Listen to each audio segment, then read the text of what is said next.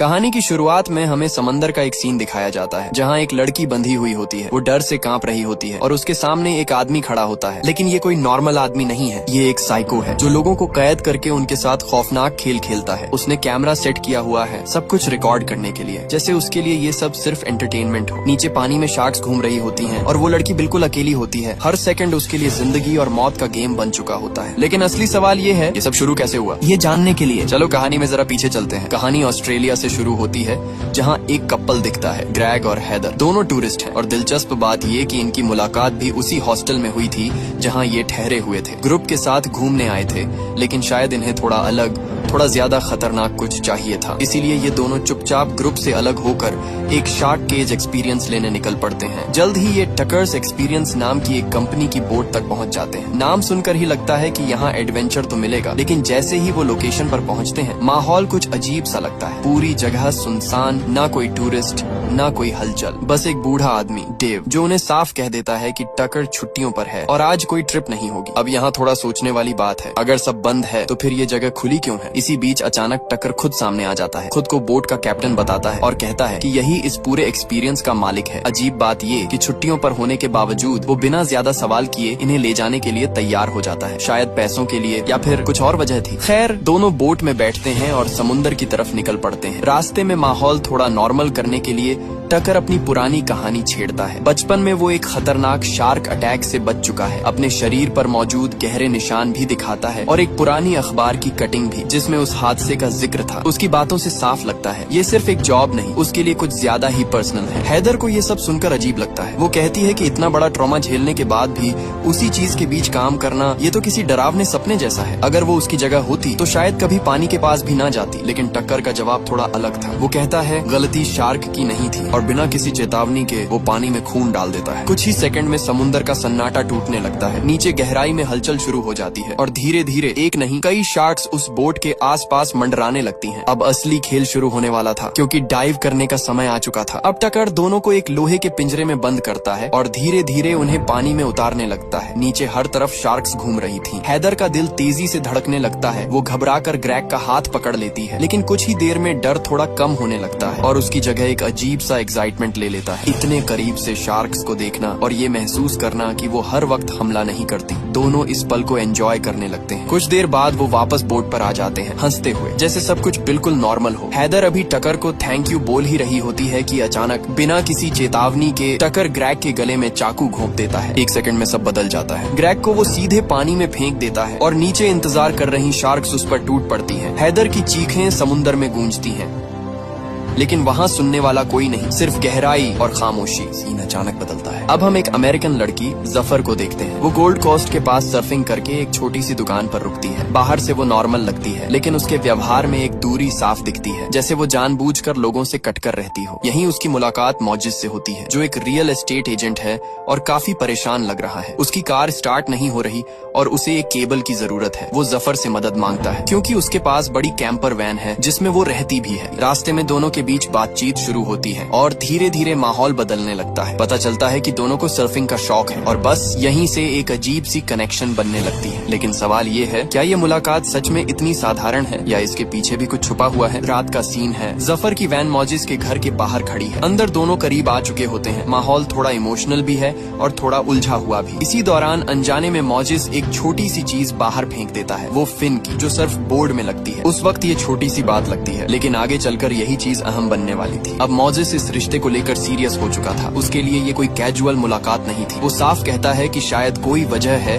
कि वो दोनों मिले हैं और उन्हें साथ रहना चाहिए। लेकिन जफर का अंदाज बिल्कुल अलग है। वो बंधने वालों में से नहीं। वो मौजिस के घर के अंदर तक नहीं जाती, दूरी बनाए रखती है, जबकि मौजिस पूरी तरह उससे जुड़ चुका होता है। वो उसके लिए दिल से पैनकेक बना रहा होता है, जैसे किसी अपने के लिए बनाता है। लेकिन जब वो वापस आता है, जफर जा चुकी होती है, बस ऐसे ही बिना कुछ कहे। ये बात मौजिस को अंदर तक तोड़ देती है। दूसरी तरफ जफर फिर अपने उसी अकेलेपन वाले रूटीन में लौट जाती है। वो एक बीच पर सर्फिंग के लिए पहुंचती है, वैन पार्क करती है, बोर्ड निकालती है, लेकिन तभी उसे एहसास होता है कि फिन की उसके पास है ही नहीं, क्योंकि वो तो रात को ही खो चुकी थी। पास ही एक ट्रक खड़ा होता है। जफर मजबूरी में उसमें तलाश शुरू कर देती है, शायद कुछ मिल जाए। तभी अचानक उसे पीछे से कदमों की आवाज सुनाई देती है। वो मुड़ती है और सामने खड़ा होता है टकर। वही हल्की सी मुस्कान, लेकिन इस बार कुछ अलग सा एहसास। बिना कुछ पूछे वो उसे एक फिन की दे देता है, जैसे उसे पहले से पता हो कि उसे क्या चाहिए। वो कैजुअली कहता है कि उसके पास ऐसी बहुत सारी हैं। और साथ ही जफर की तारीफ करता है कि वो अकेले सर्फिंग करने की हिम्मत रखती है। जफर हल्का सा मुस्कुराती है, थैंक्स बोलती है और अपने बोर्ड को ठीक करने लगती है। लेकिन सवाल अब भी वही है, टकर का यहाँ अचानक मिलना, क्या ये सिर्फ एक इत्तेफाक था या फिर वो पहले से उसे देख रहा था? उसी वक्त जफर के फोन पर एक मैसेज आता है। मोजिस ने खाने की फोटो भेजी होती है, साथ में पूछता है क्या वो उसके साथ सर्फिंग पर चलना चाहेगी। माहौल थोड़ा हल्का हो सकता था, लेकिन जफर जवाब दे पाती उससे पहले ही पीछे से कोई आता है। टकर इस बार उसकी मौजूदगी पहले से ज्यादा अजीब लगती है, लेकिन जफर कुछ समझ पाती उससे पहले सब कुछ बहुत तेजी से होता है। लंबी ड्राइव के बाद वो उसे अपनी बोट तक ले जाता है और फिर सीधे समंदर के बीचों बीच निकल जाता है। कट्टू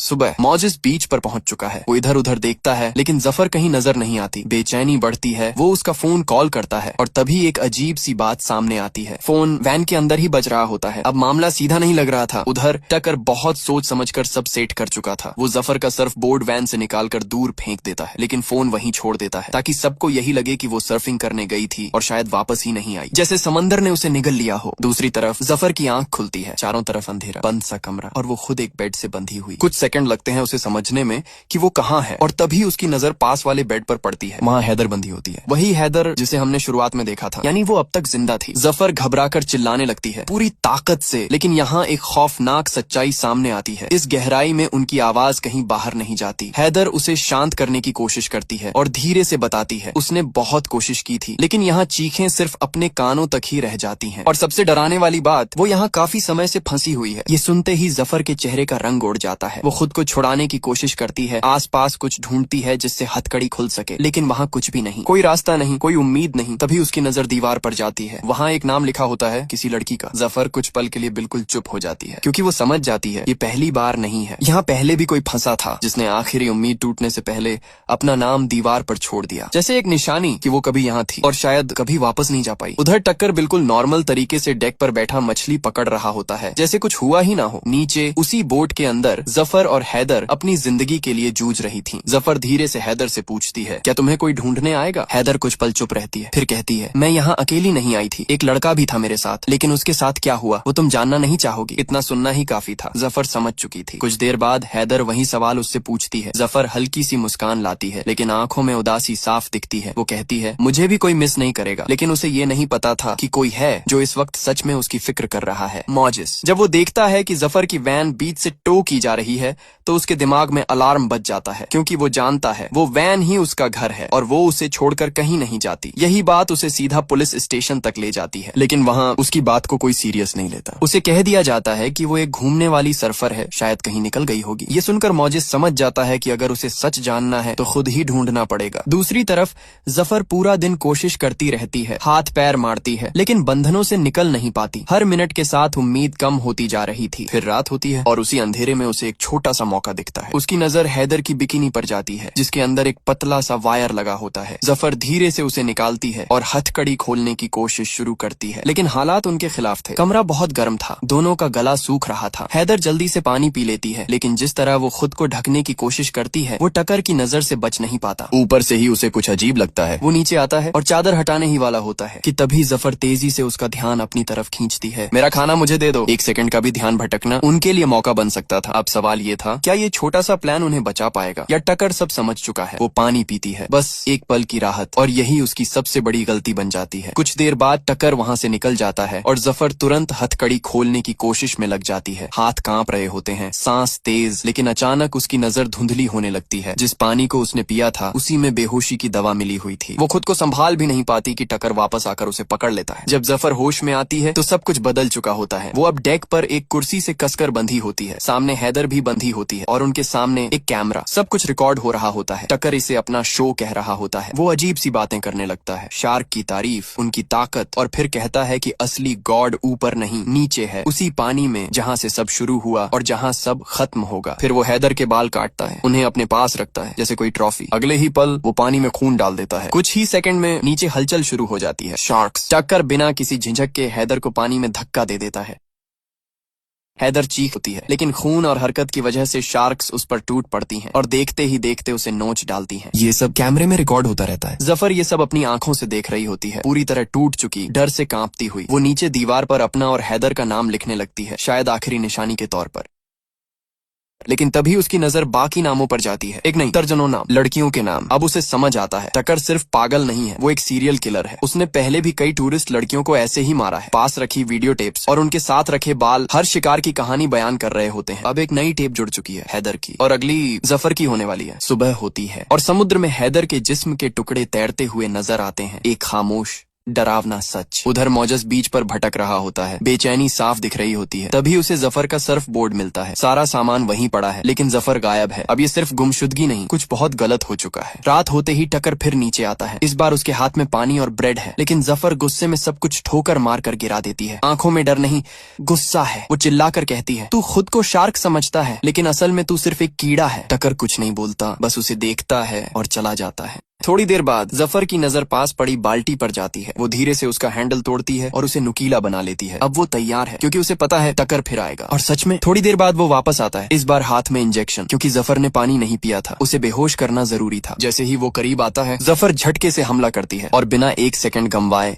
उस नुकीले हैंडल को पूरी ताकत से उसके अंदर घुसा देती है। टकर दर्द से चीखता हुआ पीछे गिरता है और बस उसी पल जफर मौका नहीं गंवाती। वो झट से उसकी पैंट से चाबी निकालती है और खुद को आजाद कर लेती है। हाथ कांप रहे होते हैं, सांसें बेकाबू, लेकिन वो रुकती नहीं। लेकिन टकर भी इतना आसान नहीं था। जैसे तैसे वो उसके पास पहुंचता है और उसके पैर में इंजेक्शन घुसा देता है। अब जहर अपना काम शुरू कर चुका था। जफर लड़खड़ाते हुए ऊपर की तरफ भागती है, किसी तरह रेडियो तक पहुंचती है, मदद के लिए कॉल करती है, बार बार, लेकिन हर बार सन्नाटा, कोई जवाब नहीं। तभी उसकी नजर दूर समुद्र में एक बोट पर पड़ती है। उम्मीद की एक किरण। वो पूरी ताकत से चिल्लाती है, हाथ हिलाती है, लेकिन वहाँ म्यूजिक बज रहा होता है, पार्टी चल रही होती है और उसकी आवाज उस तक पहुंच ही नहीं पाती। उसी वक्त पीछे से कदमों की आहट। टक्कर वापस आ चुका था। जफर तुरंत उसका कैमरा उठा लेती है। टक्कर उसे रोकने की कोशिश करता है, मांगता है कि कैमरा वापस दे, लेकिन इस बार जफर रुकने वाली नहीं थी। गुस्से में वो कैमरा सीधा पानी में फेंक देती है और उसी धक्का मुक्की में खुद भी समुद्र में गिर जाती है। ठंडा पानी, कमजोर होता शरीर, लेकिन फिर भी वो तैरती है, पूरी कोशिश करती है उस दूर वाली बोट तक पहुंचने की, पर बीच में ही उसकी ताकत जवाब दे देती है। आंखें बंद होने लगती हैं और वो बेहोश हो जाती है। टक्कर बिना देर किए पानी में कूदता है, उसे पकड़ता है और वापस बोट पर ले आता है। फिर से वही कैद, नीचे अंधेरे में बंद। लेकिन इस बार एक फर्क था, कैमरा खत्म हो चुका था और बिना कैमरे के उसका शो अधूरा था। इसीलिए वो जफर को मारने का प्लान टाल देता है और फैसला करता है कि पहले नया कैमरा लाएगा। दूसरी तरफ अब पुलिस भी एक्टिव हो चुकी होती है, लेकिन मौजस को अभी भी चैन नहीं मिलता। कुछ तो गड़बड़ है, ये एहसास उसे छोड़ नहीं रहा था। वो बीच की पार्किंग की सीसीटीवी फुटेज चेक करता है और वहीं उसे एक क्लू मिलता है। जफर की वैन के पीछे एक ट्रक, टक्कर का ट्रक, जिस पर साफ लिखा होता है टक्कर्स एक्सपीरियंस। अब सब कुछ साफ होने लगता है। मौजस तुरंत उस नाम को सर्च करता है, एड्रेस निकालता है और बिना वक्त गंवाए वहाँ पहुँच जाता है। समुद्र के बीच खड़ी वही बोट। जैसे ही वो उस पर चढ़ता है, नीचे से हल्की हल्की चीखों की आवाज आती है। जफर, वो जिंदा है। मौजस बिना सोचे दरवाजा तोड़ता है, नीचे दौड़ता है और वहाँ जफर को जंजीरों में बंधा देखता है। जफर उसे देखकर एक पल के लिए खुश होती है, लेकिन उतनी ही हैरान भी। इतना सब होने के बाद वो यहाँ तक कैसे पहुँच गया? वो जल्दी से कहती है, ऊपर जाओ, कुछ लाओ, मुझे खोलो और पुलिस को कॉल करो।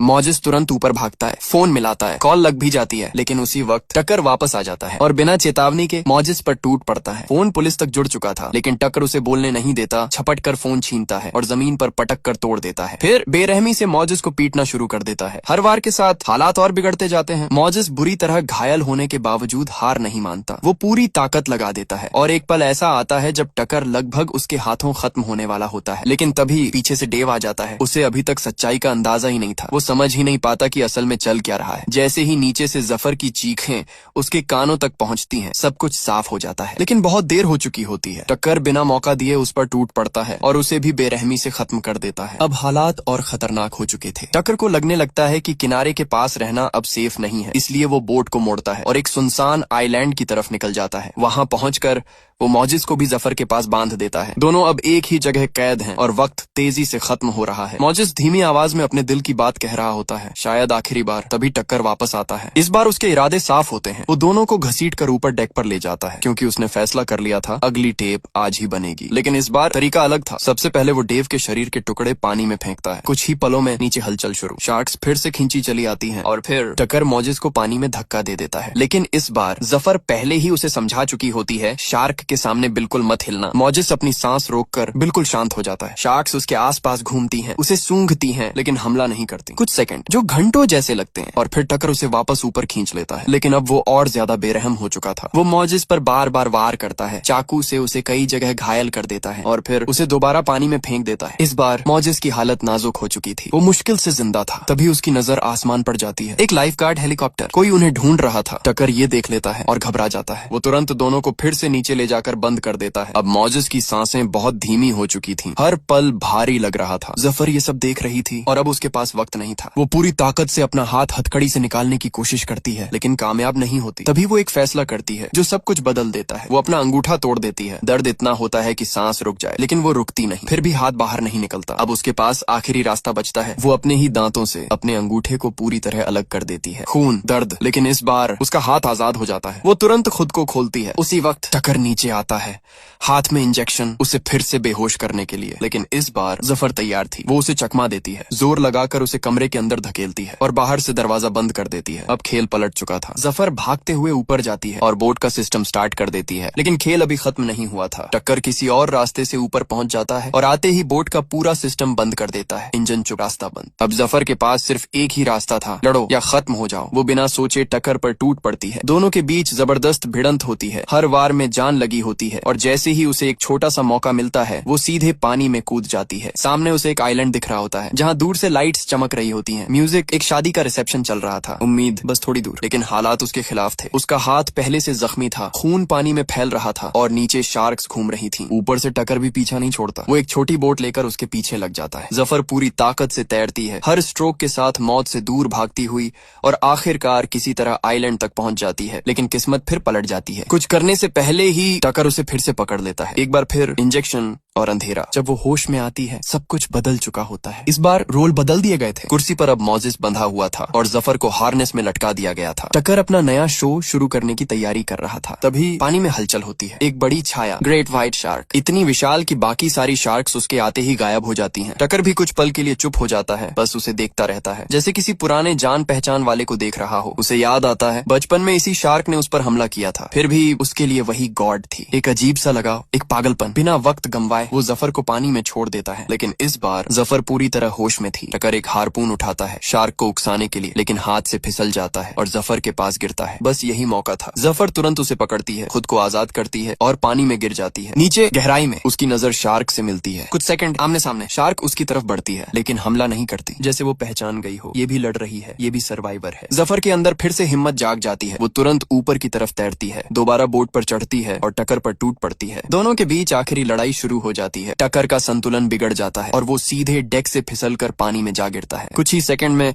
पानी के नीचे हलचल शुरू हो जाती है। शार्क्स, वही शार्क्स जिन्हें वो अपना गॉड कहता था, अब उसी की तरफ खींची चली आती हैं। टकर घबराकर चिल्लाता है, हाथ पैर मारता है, लेकिन अब कोई सुनने वाला नहीं था। जफर कांपते हाथों से फ्लेयर गन उठाती है और आसमान की तरफ फायर करती है। एक तेज रोशनी अंधेरे आसमान में फटती है। उम्मीद का सिग्नल, कुछ देर की खामोशी और फिर दूर समंदर में एक बोट नजर आती है। पुलिस। शायद मॉजिस की अधूरी कॉल ट्रेस हो चुकी थी और सर्च टीम आखिरकार यहाँ तक पहुंच गई थी और यहीं ये कहानी खत्म हो जाती है।